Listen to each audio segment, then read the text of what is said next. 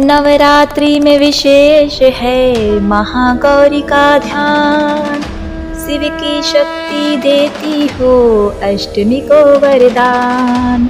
मन अपना एकाग्र कर नंदेश्वर को पाया। सुबह शाम के धूप से काली हो गई काया। सर्व कला संपूर्ण माँ साधना करो सफल। भूलू कभी न आपको ध्यान धरो पल पल। जय माता दी। ओम नमः शिवाय। प्रिय भक्तगणों, आज चैत्र माह शुक्ल पक्ष की अष्टमी तिथि है और आज नवरात्रि के महाअष्टमी के दिन माँ दुर्गा के 8वें स्वरूप माता महागौरी की पूजा की जाती है। माता महागौरी को सभी देवताओं की आराध्य देवी माना जाता है। इस दिन माता महागौरी की पूजा करने तथा कथा महिमा को सुनने से भक्तों को सभी प्रकार के कष्टों से मुक्ति मिलती है। माता महागौरी भक्तों को सुख समृद्धि और आरोग्य प्रदान करती हैं। इस माता जी के समस्त वस्त्र और आभूषण आदि श्वेत हैं, इसीलिए इनका नाम श्वेतांबरा भी है। इनका वर्ण पूर्णतः गौर है। जो भक्त इनकी पूजा उपासना पूर्ण भक्ति भाव से करते हैं तो उस भक्त के समस्त पाप कर्म समाप्त हो जाते हैं। माता महागौरी की शक्ति अमोघ है। इनकी साधना से सभी कलुष धुल जाते हैं, पूर्व संचित पाप भी नष्ट हो जाते हैं। माता महागौरी की पूजा करने से श्री गणेश जी की पूजा स्वतः हो जाती है। अतः माता महागौरी के साथ साथ भक्तों को श्री गणेश जी की कृपा प्राप्त होती है और उनके सभी रुके कार्य पूर्ण होते हैं। विशेषकर स्त्रियों द्वारा माता महागौरी की पूजा करने से स्त्रियां सदा सुहागन होती हैं। संतान प्राप्ति और संतान से जुड़ी हर समस्या का निवारण होता है। माता महागौरी अपने इस 8वें स्वरूप में पूर्ण मानी जाती हैं, इसलिए यह महाअष्टमी का दिन बड़ा ही विशेष माना जाता है। देवी महागौरी अपने भक्तों को सदमार्ग पर ले जाती हैं।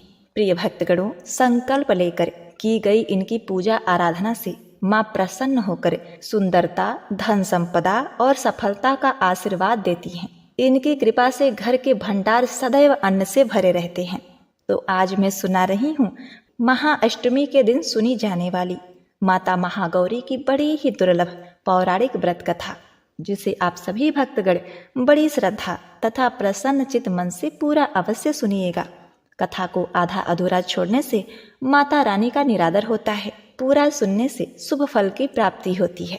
तो आइए माता रानी का ध्यान करते हुए कथा का रसपान करते हैं।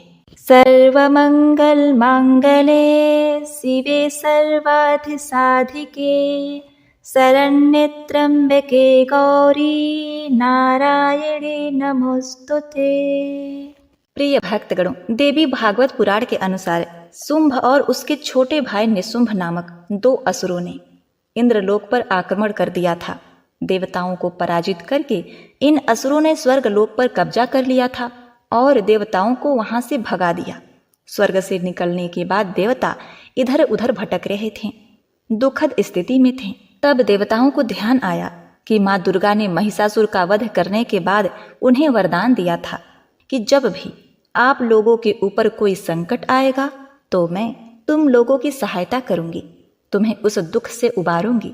इसके बाद सभी देवता हिमालय पर्वत के पास गंगा तट पर जाकर देवी माँ की स्तुति करने लगे। इधर भगवान शिव देवताओं का हाल जानते थे कि केवल माता पार्वती ही देवताओं को कष्ट से मुक्ति प्रदान कर सकती हैं। अब भगवान शिव माता पार्वती से ये सब बातें कैसे कहें, क्योंकि देवी पार्वती अपने गृहस्थी में इतनी रम चुकी थी कि वे तो भूल ही चुकी थी कि वे माता, पत्नी और गृहिणी होने के साथ साथ जगत जननी है, माँ अंबिका है। उन्हें सभी जगत का कल्याण करना है। अब इसके लिए भगवान शिव ने माता पार्वती को व्यंग करते हुए कहा कि देवी, आज तो तुम काली की तरह लग रही हो। तुम्हारा गौर वर्ण कहाँ गया? जब से तुम काली का रूप धारण की थी तब से तुम्हारी काया धूमिल हो गई है।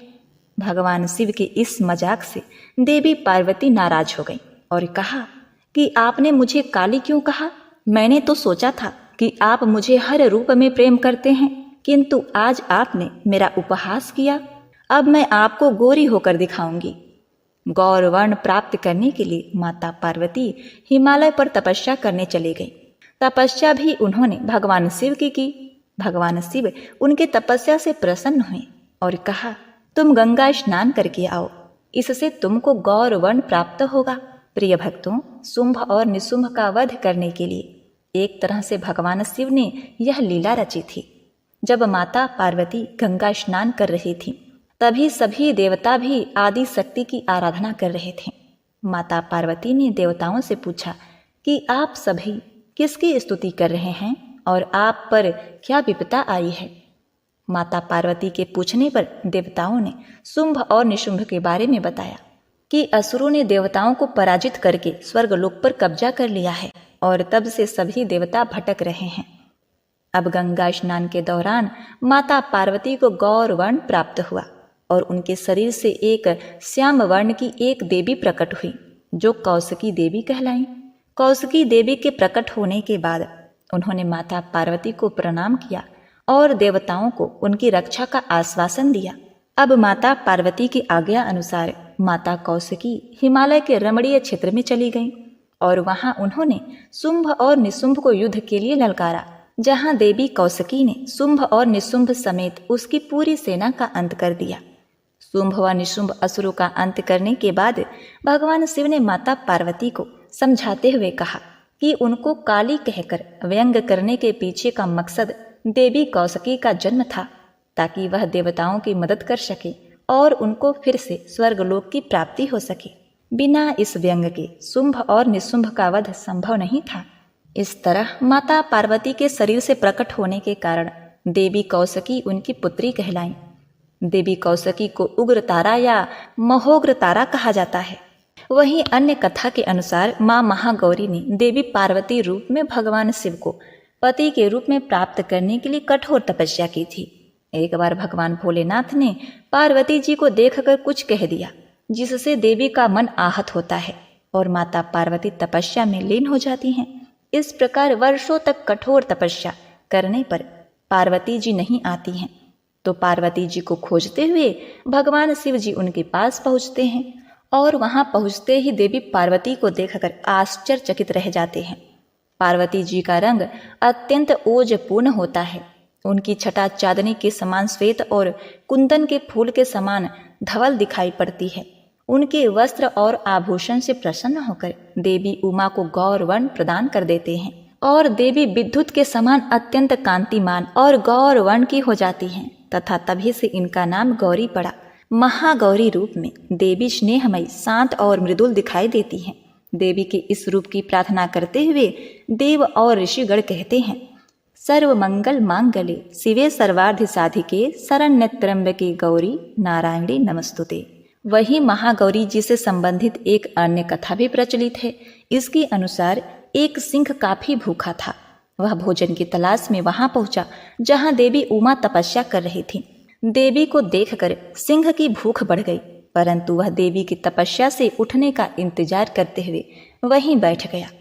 इस इंतजार में वह काफी कमजोर हो गया। देवी जब तप से उठी तो सिंह की दशा देखकर उन्हें उस पर बहुत ही दया आई और माँ उसे अपना सवारी बना लेती हैं, क्योंकि एक प्रकार से उसने भी तपस्या की थी। इसीलिए देवी गौरी का वाहन बैल और सिंह दोनों हैं। माँ दुर्गा का अष्टम स्वरूप महागौरी। महागौरी की 4 भुजाएं हैं। इनकी दाईं भुजा अभय मुद्रा में है और नीचे वाली भुजा में त्रिशूल शोभता है। बाईं भुजा में डमरू डम डम बज रही है और नीचे वाली भुजा में देवी गौरी भक्तों की प्रार्थना सुनकर वरदान देती हैं। जो स्त्री इन देवी की पूजा भक्ति भाव सहित करती है, उसके सुहाग की रक्षा देवी स्वयं करती हैं। कुंवारी कन्या माँ की पूजा करती हैं तो उससे योग्य वर प्राप्त होता है। पुरुष जो देवी गौरी की पूजा करते हैं उनका जीवन सुखमय रहता है। देवी उसके पापों को जला देती हैं और शुद्ध अंतःकरण देती हैं। माँ अपने भक्तों को अक्षय आनंद और तेज प्रदान करती हैं। इनका पूर्ण रूप गौर है, इसीलिए ये महागौरी कहलाती हैं। जय हो माता महागौरी। माता महागौरी इस महाअष्टमी व्रत को यह कथा पूर्ण करती है। इस कथा के अनुसार बहुत समय पहले की बात है। दक्षिण भारत के रामेश्वरम में समुद्र तट पर एक गांव था। उस गांव में रत्नाकर पंडित रहते थे। पंडित रत्नाकर शिव जी और माता आदि शक्ति के बड़े भक्त थे। उस गांव में पंडित रत्नाकर का मान सम्मान तो बहुत था, पर उनके कोई संतान न थी। पंडित रत्नाकर की पत्नी हमेशा माँ आदि शक्ति से संतान की मन्नत मांगती रहती थी। उन्होंने लगातार कई वर्षों तक माँ की पूजा अर्चना की। कई सालों से संतानहीन पंडित रत्नाकर की पत्नी की प्रार्थना एक दिन माता ने सुन ली। वह गर्भवती हो गई तो एक रात पंडित रत्नाकर के सपने में एक बालिका ने आकर कहा, मैं तुम्हारे घर में आ रही हूँ, पर मेरी एक शर्त है, मैं जो कुछ करना चाहूँ तुम मुझे रोकोगे नहीं। पंडित रत्नाकर को यह आभास हो गया था कि माँ आदि शक्ति के सत रज और तम को दिखाने वाले 3 रूप महासरस्वती, महालक्ष्मी और महादुर्गा ने मिलकर ही इस कन्या का रूप लिया है। समय आया और माता की कृपा से इस दिव्य कन्या का जन्म हुआ। पंडित रत्नाकर को यह पता चल गया था कि यह कन्या माँ आदि शक्ति ने धर्म की रक्षा के लिए ही प्रकट की है। पंडित रत्नाकर उसी भाव से कन्या का लालन पालन करने लगे। तीनों महाशक्तियों के मिलन के उस स्वरूप को उन्होंने त्रिकुटा नाम दिया। उस बच्ची का नाम रखा त्रिकुटा। त्रिकुटा का स्वभाव जन्म से ही अनोखा था। बचपन से ही वह पूजा पाठ और धार्मिक कार्यक्रमों को देखकर प्रसन्न होती थी। त्रिकुटा को यह पता चल गया था कि भगवान विष्णु ने भगवान श्री राम के रूप में धरती पर अवतार ले लिया है। त्रिकुटा ने यह संकल्प ले लिया कि वह भगवान श्री राम से ही विवाह करेंगी, अन्यथा आजीवन कुंवारी ही रहेंगी। त्रिकुटा ने अपने पिता से कहा कि वह रामेश्वरम के तट पर रहकर तपस्या करना चाहती हैं। शर्त के मुताबिक पंडित रत्नाकर ने उसे नहीं रोका। 10 वर्ष की उम्र से ही त्रिकुटा समुद्र तट पर एक कुटिया बनाकर रहने लगी। वह भगवान श्री राम को पति मानकर उनको पाने के लिए कठोर तपस्या करने लगी। इसी तरह कठोर तपस्या करते करते त्रिकुटा को बहुत वर्ष बीत गए। सीता हरण के बाद भगवान श्री राम अपने भाई लक्ष्मण के साथ वानर सेना लेकर सीता की खोज करते हुए रामेश्वरम पहुंचे। श्री राम को पुल बंध जाने तक वहां ठहरना था। भगवान एक दिन विचरण कर रहे थे, तभी समुद्र तट पर एक तेजस्वनी ध्यान मग्न कन्या को देखकर बहुत चकित हुई। उस कन्या के तप से वह स्थान अलग ही रोशनी से प्रकाशित हो रहा था। भगवान श्री राम उस कन्या के तपोस्थल तक पहुंचे। भगवान ने उस कन्या से पूछा, तुम कौन हो देवी, और इतनी कम उम्र में इतना कठोर तप क्यों कर रही हो? ऐसी क्या अभिलाषा है जिसके लिए ऐसा घोर तप करने को विवश हो? उस कन्या ने भगवान को नम्रतापूर्वक प्रणाम करके अपना परिचय पंडित रत्नाकर की पुत्री त्रिकुटा के रूप में दिया। फिर अपनी प्रतिज्ञा बताई। त्रिकुटा जान गई थी कि उनके सामने साक्षात भगवान श्री राम जी ही खड़े हैं, इसलिए उन्होंने निवेदन किया कि आप मुझे पत्नी के रूप में स्वीकार कर लें। इस पर भगवान श्री राम ने कहा, हे देवी, यह संभव नहीं है। मैं एक ही पत्नी के संकल्प से बंधा हूँ। अपनी पत्नी के अपहरणकर्ता को दंड देने के लिए यहाँ तक सेना सहित आया हूँ। त्रिकुटा को यह सुनकर बड़ा ही दुख हुआ। त्रिकुटा ने अपने कठोर तप का वास्ता दिया और भगवान से विवाह करने की पुनः याचना की। त्रिकुटा ने कहा, प्रभु, क्या मेरा यह तप व्यर्थ हो गया? मेरे तप में क्या वह शक्ति नहीं है कि आपको प्राप्त कर सकूं? मेरा तप अभी कम है तो मैं इसे और कठोर करूंगी और तब तक जारी रखूंगी जब तक मेरी अभिलाषा पूरी नहीं हो जाती। भगवान श्री राम ने कहा कि जब मैं सीता का पता लगा कर लौटूंगा तब तुम्हारे पास आऊंगा। यदि तुम मुझे पहचान लोगी तो मैं तुम्हारी इस बात पर सही निर्णय करूंगा। त्रिकुटा को इस बात से बड़ी ही प्रसन्नता हुई कि उनका तप सफल है। भगवान ने उन्हें वरण का एक आश्वासन दिया। अब उन्हें अपने स्वामी की प्रतीक्षा में सफल होना है। इस प्रसन्नता के भाव से भरकर त्रिकुटा का उत्साह और भी बढ़ गया। त्रिकुटा ने और कठिन तपस्या करना शुरू कर दिया। उनके तप का प्रभाव ऐसा था कि उनकी कुटिया के आसपास का पूरा क्षेत्र एक अलग ही प्रकाश से प्रकाशमान होता था। अब भगवान श्री राम ने रावण का वध किया और विभीषण को लंका का राजा बनाकर अपनी पत्नी, भाई और समस्त सेना के साथ वह अपनी अयोध्या नगरी लौटने की तैयारी करने लगे। भगवान श्री रामचंद्र जी लंका विजय के बाद पुष्पक विमान पर सवार होकर लौट रहे थे। उन्हें त्रिकुटा का दिया हुआ अपना वचन भी पूरा करना था। रामेश्वरम के तट पर पहुंचते ही भगवान ने विमान रुकवा दिया। सभी आश्चर्य में पड़ गए। तो प्रभु ने उन्हें कुछ पल की प्रतीक्षा करने को कहा। इसके बाद वह अकेले ही चल पड़े। सारी सेना भगवान की आज्ञा के अनुसार वही ठहर कर उनकी प्रतीक्षा करने लगी। भगवान श्री राम ने एक बूढ़े ब्राह्मण का भेष धारण कर लिया और देवी त्रिकुटा के पास पहुंचे। प्रभु उनके साथ थोड़ी देर तक रुके, पर त्रिकुटा उन्हें पहचान न सकी। तब भगवान श्री राम अपने असली रूप में आ गए। उन्होंने त्रिकुटा से कहा, देवी, मैं आपको दिए वचन के अनुसार आपके पास आया था, परंतु आप इस परीक्षा में सफल नहीं हुई।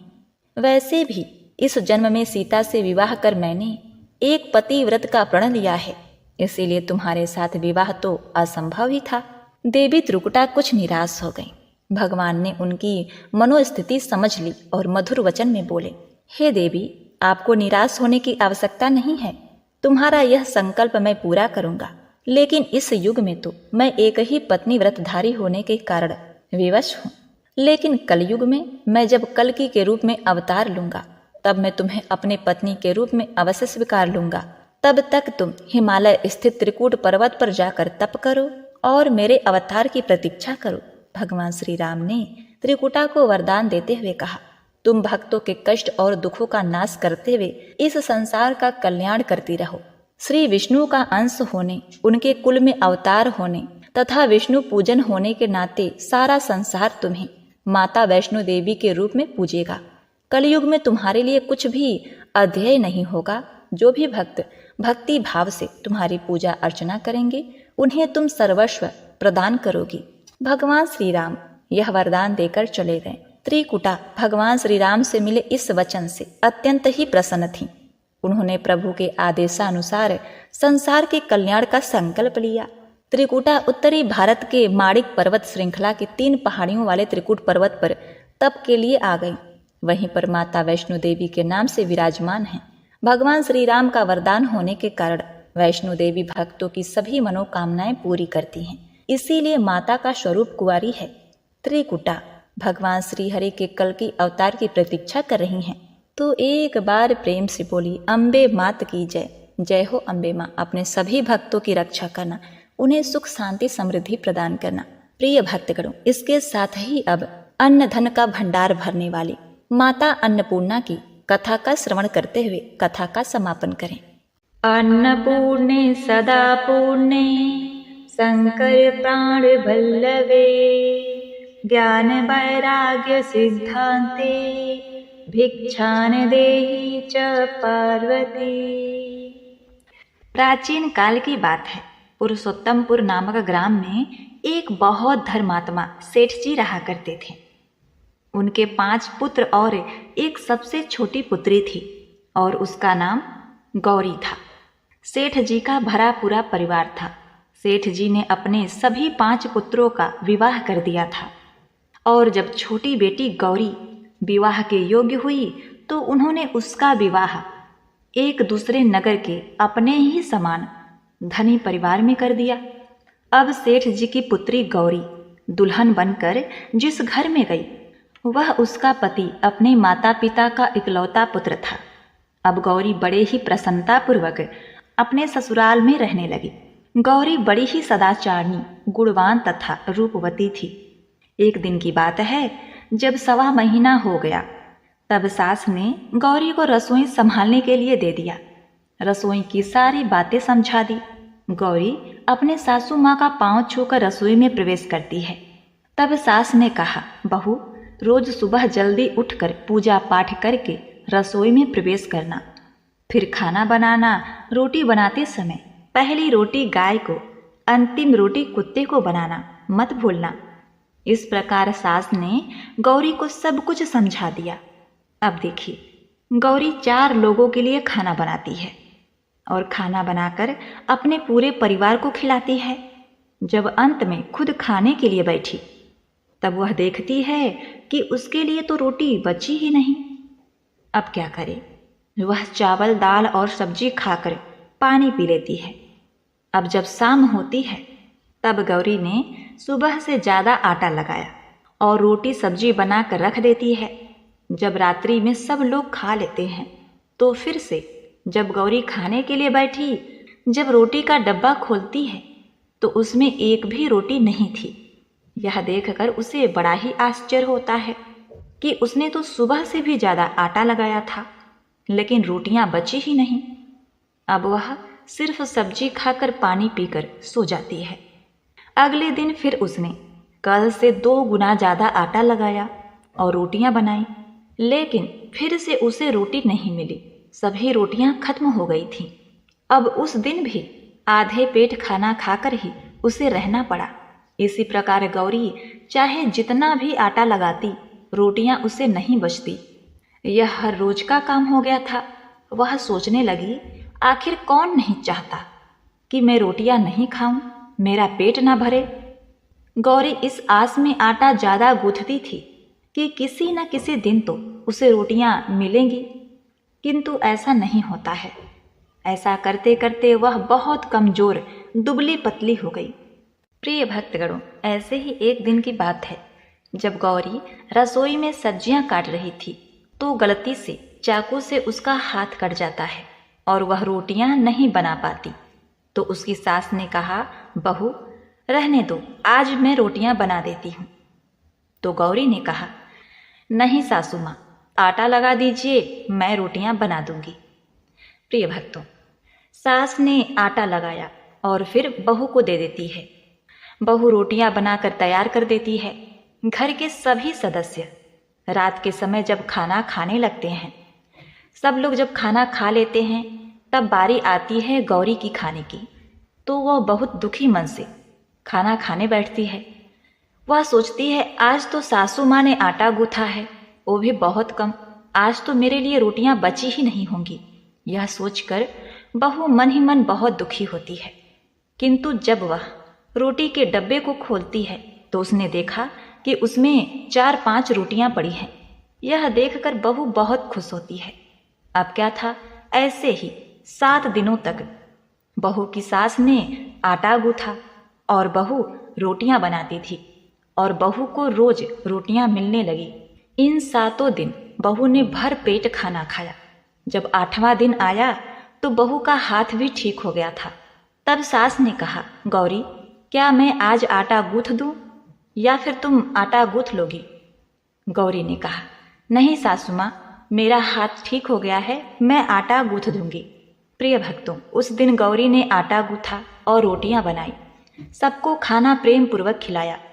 जब उसके खाने की बारी आई तब उसने देखा कि रोटी के डब्बे में तो रोटी है ही नहीं, पूरा रोटी खत्म हो गया है। यह देखकर बहू गौरी बहुत ही आश्चर्य में पड़ जाती है। वे सोचती है, जब तक सासू माँ ने आटा गूथा तब तक तो मुझे रोटियां मिलती थीं, लेकिन जब से मैं आटा गूंथने लगी तो मुझे रोटियां ही नहीं मिलती, जबकि सासू माँ मुझसे बहुत ही कम आटा गूथा करती थी। इसके बाद भी पूरा परिवार उसमें खा लिया करता था। ऐसी क्या बात है? यह सारी बातें सोचकर गौरी बहुत ही परेशान हो जाती है और दिन भर दुखी रहती थी। एक दिन की बात है, गौरी की पति ने गौरी से पूछा कि गौरी, तुम इतना उदास क्यों रहती हो? इतना सारा धन संपत्ति तुम्हारा ही तो है, तुम्हें रोकने टोकने वाला कोई नहीं है। तुम अपने मन से अपने पसंद का भोजन बनाकर खा सकती हो। तुम दिन पर दिन इतनी कमजोर कैसे होती जा रही हो? गौरी ने लाज और संकोच से अपने पति को कुछ नहीं बताया। तब उसके पति ने सोचा कि शायद उसके पत्नी को उसके माता पिता की याद आ रही है, इसीलिए अगले दिन गौरी का पति अपने माता पिता से कहता है कि पिताजी, मुझे लगता है कि गौरी को उसके माता पिता की याद आ रही है। मैं उसे उसके मायके ले जाकर सबसे मिलवा लाता हूँ। अपने बेटे की बात सुनकर गौरी के सास ससुर तैयार हो जाते हैं और उसे जाने की अनुमति दे देते हैं और कहते हैं, बेटा, यदि बहू को अपने माता पिता से मिलकर प्रसन्नता होती है तो अवश्य ही तुम उसे उसके मायके ले जाओ। अब गौरी का पति अपने पत्नी को लेकर उसके मायके जाता है। दामाद और बेटी को देखकर उनका बहुत ही आवाभगत होता है। तरह तरह के व्यंजन बनाए जाते हैं, खिलाए जाते हैं, बहुत सेवा सत्कार होता है। उसी दिन रात्रि में समय मिलने पर गौरी की माँ ने अपनी बेटी को कोने में ले जाकर पूछा, पुत्री, तुम इतनी दुबली पतली कैसे हो गई? तुम बहुत ही कमजोर दिख रही हो। क्या बात है? तुम्हें कौन सी बातें खाई जाती हैं? क्या तुम्हारे ससुराल वाले तुम्हारी चिंता नहीं करते, तुम्हें दुख देते हैं? ऐसी कौन सी बात है जिससे तुम्हारी यह दशा हो गई है? अपनी माँ की बातें सुनकर गौरी अपनी सारी परेशानी, सारी चिंताएं, सब कुछ बताती है। अपनी बेटी की बात सुनकर गौरी की माँ ने कहा, बेटी, हमें लगता है माँ अन्नपूर्णा तुमसे नाराज हो गई हैं। इस विषय में तो मैं कुछ नहीं कर सकती, लेकिन तुम्हारे ससुराल में हमारा बोलने का कोई अधिकार नहीं है। इसीलिए मैं तो कहूँगी कि तुम यहाँ से जाने के बाद इस विषय में अपने सास और ससुर से बात करना। वही कुछ हल बताएंगे और तुम्हारे समस्या का समाधान होगा। बेटी, माँ अन्नपूर्णा जिससे नाराज होती हैं उसके साथ ऐसा ही होता है। अब अपनी माँ की बातें सुनकर गौरी निश्चय करती है कि वह सारी बातें अपने सासू माँ से कहेगी। अब जब सुबह का समय होता है तो गौरी अपने माता पिता से विदाई लेकर अपने ससुराल आ जाती है। ससुराल आने के बाद वह अपने सास ससुर और पति से सारी बातें कह सुनाती है। वह कहती है, माँ जी, जब से मैंने रसोई संभाला है, मैं खाना बनाती हूँ, तब से मुझे एक भी दिन रोटियाँ नहीं बचती। मैं बिना खाए ही सो जाती हूँ। किसी किसी दिन पानी पी के सो जाती हूँ, किसी किसी दिन चावल सब्जी खाती हूँ, रोटी तो मुझे मिलती ही नहीं है।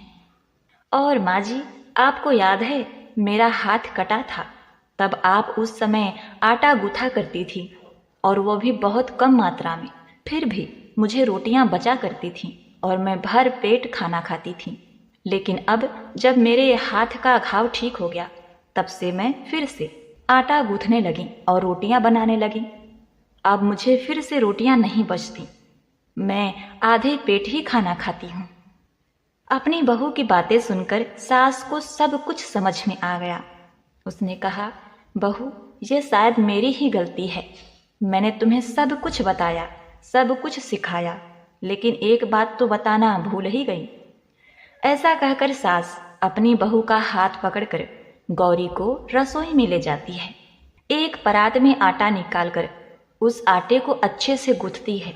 गूँथने के बाद उस गूँथे हुए आटे पर अपने उंगलियों के 5 छाप लगा देती है और कहती है, बहू, यह माँ अन्नपूर्णा का छाप होता है, उनका चिन्ह माना जाता है। आटा लगाने के बाद कोई भी स्त्री इस तरह छाप लगाती है तो उसके घर में बरकत होती है। इसका अर्थ ये है कि माँ अन्नपूर्णा की कृपा सभी परिवार वालों पर बरसे और कोई भी सदस्य भूखे पेट ना सोए। बहू, मैं तुम्हें ऐसा बताना भूल गई। आज से तुम आटा लगाते वक्त आटे पर अपना 5 उंगलियों का छाप छोड़ देना और माँ अन्नपूर्णा तुम्हारे ऊपर अवश्य ही कृपा करेंगी और तुम कभी भी खाली पेट, भूखे पेट नहीं सोओगी। यह बरकत का चिन्ह होता है। अब अपने सासू माँ की बात सुनकर बहू हर रोज आटा गूँथती और फिर उस पर अपने 5 अंगुलियों की छाप छोड़ देती और फिर रोटियां बनाती। अब बहू को भी हर रोज रोटियां मिलने लगी। वह पेट भर भोजन करने लगी और स्वस्थ भी हो गई। माँ अन्नपूर्णा की कृपा उस पर बरसने लगी। उसके हाथ में माँ अन्नपूर्णा का वास हो गया। घर पर कोई भी सदस्य भूखा नहीं रहता और जो कोई मेहमान आता या कोई भी भीख मांगने के लिए भिक्षुक आता, उसे भी वह खाना खिलाकर ही घर से विदा करती। इस प्रकार बहू के ऐसे करने से उसके घर में बरकत होने लगी, अन्न की वर्षा होने लगी। प्रिय भक्तगणों, आटे को गूँथ कर उस पर 5 उंगलियों का छाप लगाना हमारी पुरानी परंपरा है। यह माँ लक्ष्मी और अन्नपूर्णा का चिन्ह माना जाता है। ऐसा करने से माता अन्नपूर्णा सदा प्रसन्न रहती हैं और घर वालों पर अपनी कृपा दृष्टि बनाए रखती हैं। घर का कोई भी सदस्य भूखे पेट नहीं सोता। हमारे पूर्वजों से लेकर अब तक यह परंपरा चली आ रही है। सभी माताएं बहनें अपने 5 उंगलियों की छाप आटे पर अवश्य ही लगाती हैं और माँ अन्नपूर्णा से प्रार्थना करती हैं कि सबका पेट भरना, सबका कल्याण करना और घर में अन्न धन की वर्षा करना। ओम नमः शिवाय। जय माता दी। नौ दुर्गे माँ तेरी आरती गाऊं, नौ दुर्गे माँ तेरी आरती गाऊं। अम्बे महारानी तेरी आरती गाऊं, आरती गाऊं मैया तुमको मनाऊं, आरती गाऊं मैया तुमको मनाऊं। अम्बे महारानी तेरी आरती गाऊं, अम्बे महारानी तेरी आरती गाऊं। पहली प्रकृति देवी शैलपुत्री, दूसरी ब्रह्मचारी जग निर्मात्री। देख रूप बलिहारी मैं जाऊं, नौ दुर्गे माँ तेरी आरती गाऊं। तीसरी चंद्र घंटा शांतिदायक, तीसरी चंद्र घंटा शांतिदायक। चौथी कूष्मांडा जग की नायक, माँ के चरणों में शीस नवाऊं, नौ दुर्गे माँ तेरी आरती गाऊं, नौ दुर्गे माँ तेरी आरती गाऊं। पांचवें स्कंद माँ भाग्य की दाती, पांचवें स्कंद माँ भाग्य की दाती। छठी कात्यायनी तुष्टि दाती, ज्योत जलाऊं मैया सुमिरन गाऊं, ज्योत जलाऊं मैया सुमिरन गाऊं। नौ दुर्गे माँ तेरी आरती गाऊं, नौ दुर्गे माँ तेरी आरती गाऊं। सातवीं काल रात्रि शुभ फलदायक, सातवीं काल रात्रि शुभ फलदायक। आठवीं महागौरी शक्तिदायक, महाशक्ति की महिमा मैं गाऊं, महाशक्ति की महिमा मैं गाऊं। नौ दुर्गे माँ तेरी आरती गाऊं, नौ दुर्गे माँ तेरी आरती गाऊं। नवी महामाई माँ सिद्धिदात्री, नवी महामाई माँ सिद्धिदात्री। नौ दुर्गा पूजन से पूर्ण नवरात्रि, नौ दुर्गा पूजन से पूर्ण नवरात्रि। दुर्गा पूजन का आनंद पाऊं, नौ दुर्गा माँ तेरी आरती गाऊं, नौ दुर्गा माँ तेरी आरती गाऊं। अम्बे महारानी तेरी आरती गाऊं, नौ दुर्गा माँ तेरी आरती गाऊं। आरती गाऊं मैया तुमको मनाऊं, आरती गाऊं मैया तुमको मनाऊं। अम्बे महारानी तेरी आरती गाऊं, अम्बे महारानी तेरी आरती गाऊं, अम्बे महारानी तेरी आरती गाऊं। बोलिए अम्बे मात की जय। हर हर महादेव।